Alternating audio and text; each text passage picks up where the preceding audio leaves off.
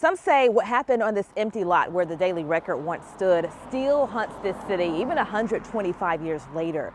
The Daily Record was an African-American newspaper that blacks used to stay informed. My great-grandmother, she's in her uniform there.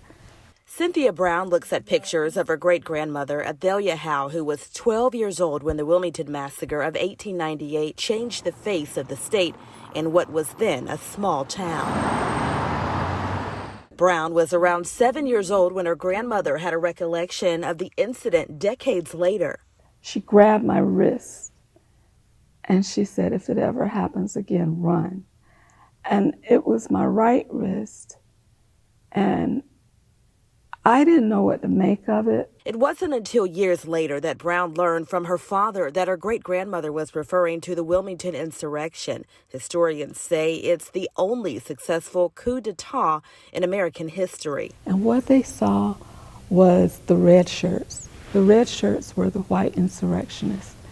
And they were on a wagon that was pulling a Gatling, I call it a Gatling gun, a rapid fire gun. Not all of the details about what happened that day are clear, but much of the history is preserved at the Cape Fear Museum in Wilmington, where Jan Davison is the historian. And so we just simply have a graph. The red on this graph shows that more than 50% of New Hanover's population throughout that time was predominantly African American, many who were in political power. There was this political movement called Fusion that put populists and Republicans together and helped change the balance of power in North Carolina as a whole.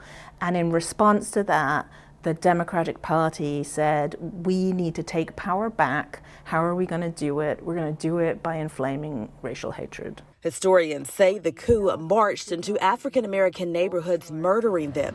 They say it was the result of the state's white Southern Democrats leading a mob of white men to overthrow the legally elected biracial government.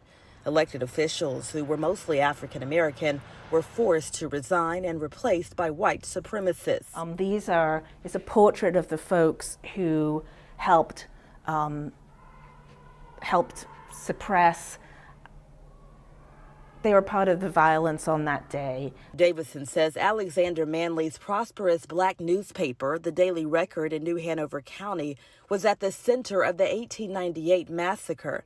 This stemmed from Manly's response to a controversial article in August of 1898 that suggested African American women and white men had interracial relationships that were consensual. It was a pushback against another article that said that all African American men were horrible and were out to do bad things. So he's in this situation where he's published this response that is then picked up by the white press around North Carolina and used to further inflame racial hatred. Historians say on November 10, 1898, the Daily Record seen here was marched on by a white mob and set on fire.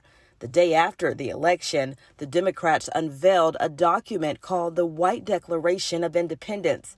Brown is a historian at St. Stephen AME Church in Wilmington, where there's a preserved copy of the Declaration from the next day's newspaper. They talk here about having good employment and having services and so forth, and that those things needed to be taken from the, quote, Negro families and given to the whites. The Declaration also demanded Manly leave town. Many believe 1898's massacre had long-term consequences even until this day.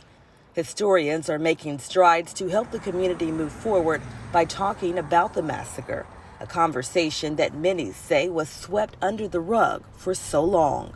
We no longer call this event a riot here. We call it a white supremacist massacre and coup.